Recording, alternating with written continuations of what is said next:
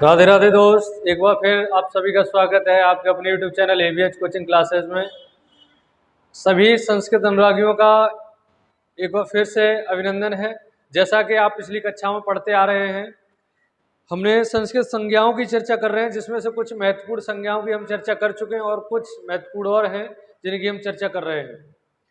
तो जिसमें से हम चर्चा कर रहे हैं उन्हें आप प्रॉपर एक नोट्स बनाते चलिए, और जो भी यूपी टेट, सुपर टेट या जिस किसी भी लेवल या जिस किसी भी राज्य की आप यूपी टेट या टेट की शिक्षक पात्रता परीक्षा या किसी राज्य की शिक्षक भर्ती की परीक्षा में यदि संस्कृत विषय को आप लेकर के तैयारी कर रहे हैं, तो ये आपके लिए बहुत ही अच्छा प्लेटफॉर्म है कि आप यहाँ से पूरा संपूर्ण नोट्स बना सकते हैं। क्योंकि संज्ञाओं का एक बहुत महत्वपूर्ण चैप्टर होता है हमारे संस्कृत में। कुछ संज्ञाएं पूछी जाती हैं और संज्ञाओं संबंधित सूत्र पूछे जाते हैं। जैसे पिछली हम लेक्चर में चर्चा कर चुके हैं संप्रसारण संज्ञा, निष्ठा संज्ञा और प्रगृह संज्ञा का। तो जिस किसी ने भी प्रगृह संज्ञा या निष्ठा संज्ञा और संप्रसारण संज्ञा नहीं देखी है, तो पिछले लेक्चर नंबर 14 में आप लोग देख सकते हैं। आज हमारा लेक्चर 15 है, जो हम एक और बहुत ही महत्वपूर्ण, सबसे अधिक आने वाली एक संज्ञा है, टी संज्ञा। कौन सी संज्ञा है? टी संज्ञा है। इसका नाम ही टी संज्ञा है। ठीक है, टी संज्ञा को हम पढ़ने वाले हैं। तो इसका सबसे महत्वपूर्ण हो जाता है सूत्र। वैसे मैं पहले भी पढ़ा चुका हूं ये संज्ञा, लेकिन फिर एक बार देख लीजिए प्रॉपर। आज नोट्स के बनाने के तरीके से मैं आपको पढ़ा रहा हूं। तो इसका सूत्र रहता है एक, कौन सा रहता है? अचो अंत्याद टी। क्या रहता है? अचो अंत्याद टी। सूत्र का क्रमांक जो रहता है, अचो अंत्याद सूत्र का क्रमांक रहता है प्रथम अध्याय के प्रथम पाद का 63वां सूत्र है। कौन सा? 63वां सूत्र है, जिसे हम देख रहे हैं। बाकी ये जरूरत नहीं है, लेकिन फिर भी आप नोट करते चलना, बाई चांस पूछ ले कहीं से भी, तो ये भी जरूरी रहता है। मुख्यतः इसमें क्या रहता है कि अचो अंत्याद टी, यानी प्राइमरी लेवल या जूनियर लेवल पे आप जो भी परीक्षा देने जा रहे हैं, उसमें ज़्यादातर यही पूछ लेता है कि टी संज्ञा का सूत्र क्या है, टी संज्ञक सूत्र कौन सा होता है। तो हम बता सकते हैं अचो अंत्याद टी। कभी कभी ऐसा होता है कि ये दे देता है, पीछे खाली स्थान छोड़ देता है, दे देता है अचो अंत्याद, खाली स्थान छोड़ देता है, तो वहां पर हमें टी भरना होता है। तो यही चीज है सबसे महत्वपूर्ण। तो यहाँ पर आपका सूत्र ही है। तो इसे हम एक दो बार रिवीजन कर लें। कहेंगे अचो अंत्याद टी। क्या कहेंगे? अचो अंत्याद टी। यानी अचो अंत्याद टी का मतलब समझ रहे हो ना? यानी अच का मतलब, संस्कृत जो प्रेमी संस्कृत जो पढ़ चुके उन्हें पता हो, अच का अर्थ होता है स्वर। क्या? स्वर। यानी जो अचो में अंत्याद, यानी अचो में अंतिम अचो होगा, उसकी क्या संज्ञा होगी? टी संज्ञा होगी। अंत्य आदि। ठीक है, अचो में जो अंतिम से आदि, यानी अंतिम से जो पहला होगा स्वर होगा, उसकी क्या संज्ञा होगी? टी संज्ञा होगी। अच अंत्य आदि, यानी अचो अंत्याद टी। यानी अभी अगर हम लिखना चाहें तो एक लाइन में लिख सकते हैं कि किसी भी वर्ड, किसी भी शब्द का, किसी भी शब्द में जो अंतिम अच या क्या स्वर दिख रहा है आपको? अंतिम अच या स्वर जो होगा,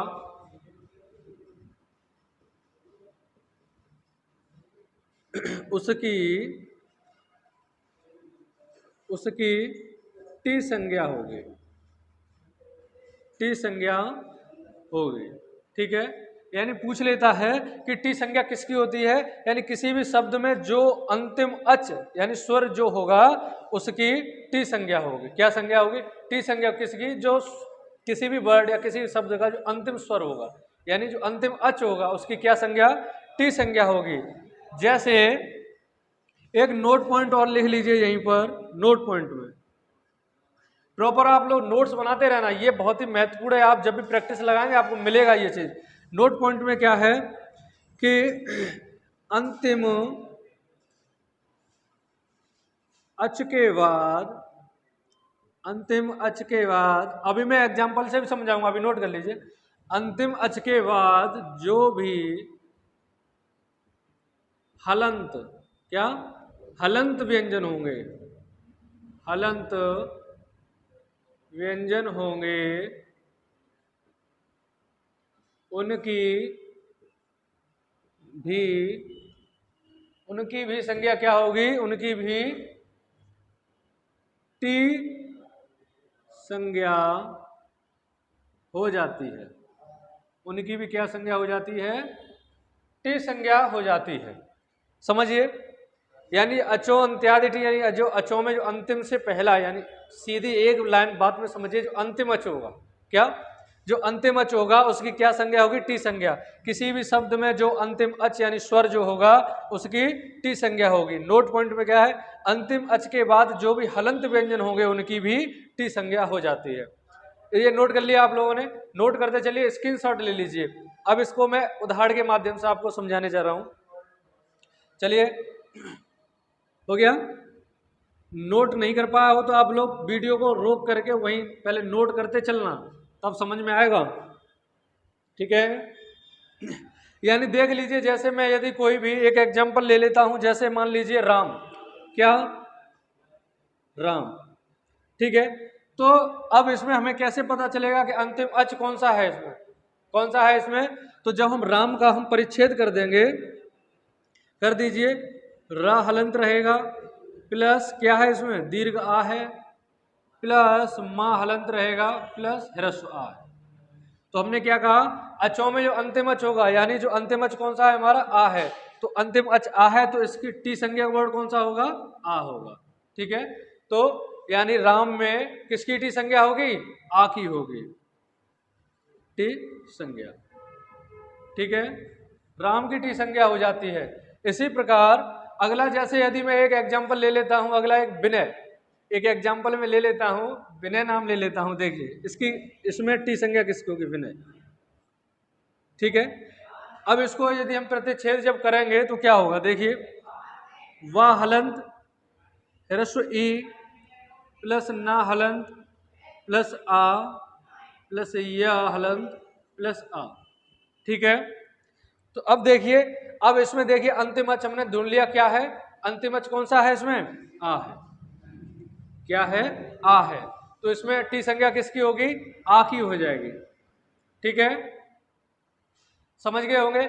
आपको टी संज्ञा जब भी पता करनी हो ना, तो तुरंत उसको विच्छेद कर दीजिए, किसी भी शब्द को, टी संज्ञा पता लग जाएगी। जैसे अभी मैंने एक नोट पॉइंट में एक शब्द लिखाया था, यानी अंतिम अच के बाद यदि कोई हलंत व्यंजन आता है तो उसकी भी क्या संज्ञा होती है, टी संज्ञा होती है।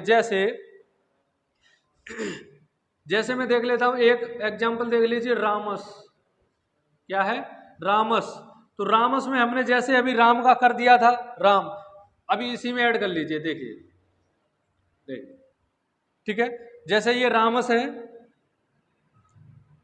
तो इसमें सा हलंत कर दिया हमने, क्या कर दिया, सा हलंत कर दिया, तो अब आ के बाद क्या रहेगा, सा हलंत भी रहेगा, ठीक है।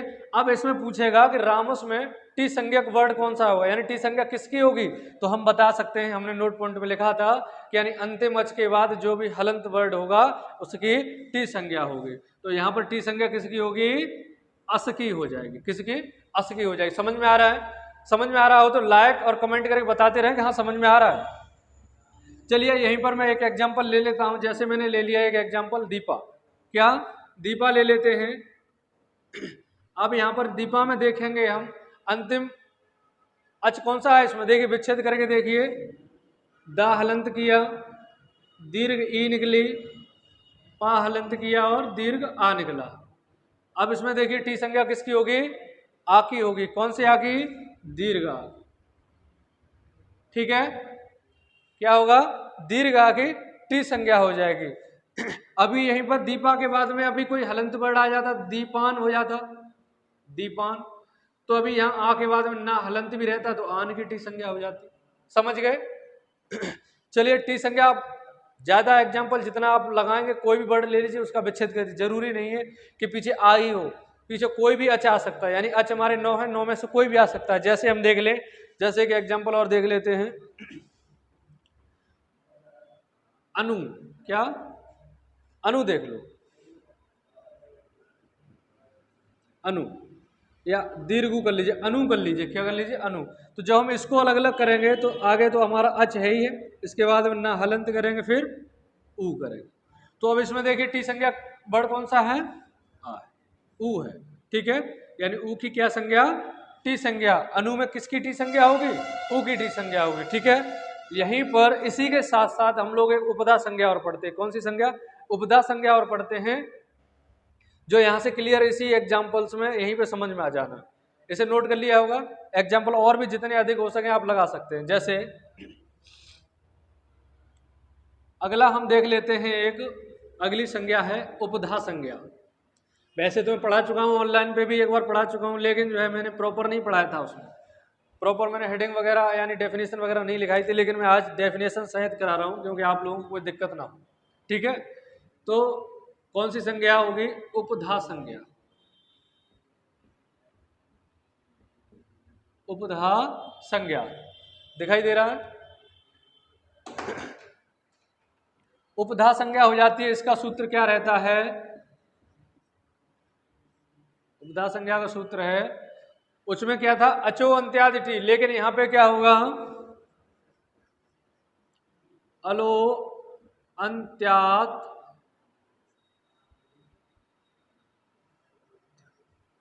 पूर्व, अलो अंत्यात पूर्व उपधा, अलो अंत्यात पूर्व उपधा, ठीक है।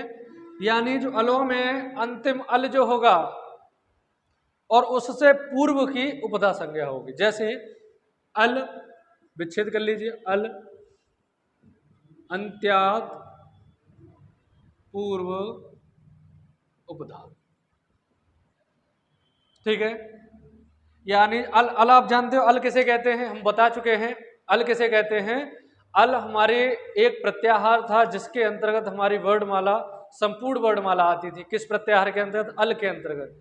और एक हल प्रत्याहार था, इसमें केवल व्यंजन वर्ण आते थे। और अभी एक प्रत्याहार बताया था अच, अच प्रत्याहार के अंतर्गत हमारे सभी स्वर आते हैं। तो अब हमने अल देख लिया, तो अल हमारे देखो अल में तो स्वर भी आएगा व्यंजन भी आएगा। तो अब क्या है कि अलों में जो अंतिम अल होगा यानी जो अंतिम वर्ड होगा उससे पहले वाला चाहे स्वर हो चाहे व्यंजन हो, उसकी क्या संज्ञा, उपधा संज्ञा। इसी को अब हम डेफिनेशन में लिख ले सकते हैं। कैसे लिखेंगे, यानी किसी भी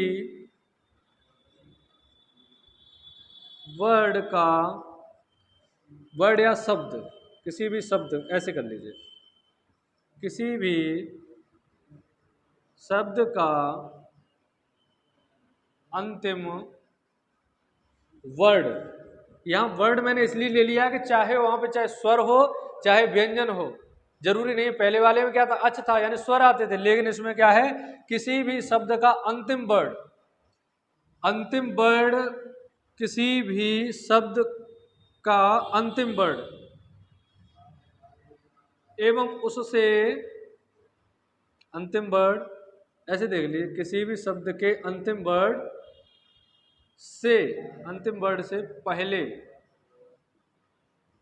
या पूर्व, पहले या पूर्व वर्ड की कौन सी संज्ञा होगी, पूर्व वर्ड की उपधा संज्ञा होगी। कौन सी, उपधा संज्ञा होती है, ठीक है। यानी किसी भी शब्द के अंतिम वर्ड से पहले या पूर्व वर्ड की क्या संज्ञा होती है, उपधा संज्ञा होती है। जैसे अभी यहां पर उदाहरण के माध्यम से हम देख लेते हैं। जैसे अभी मैंने कुछ एग्जांपल्स लिए थे, अब कुछ हटके और कुछ एग्जांपल ले लेते हैं। जैसे हम देख लेते हैं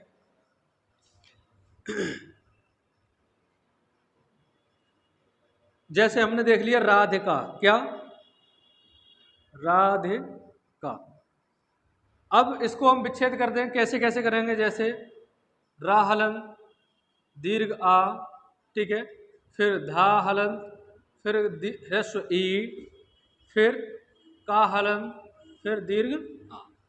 तो अब देखिए अपने सूत्र के माध्यम से, किसी भी शब्द के, किसी भी शब्द के अंतिम वर्ण आ है, से पहले यानी से पहले, अंतिम वर्ण से पहले या पूर्व वर्ण की क्या होगी, उपधा संज्ञा हो जाएगी। तो यानी किसी भी वर्ण के पूर्व वर्ण की क्या संज्ञा, उपधा संज्ञा।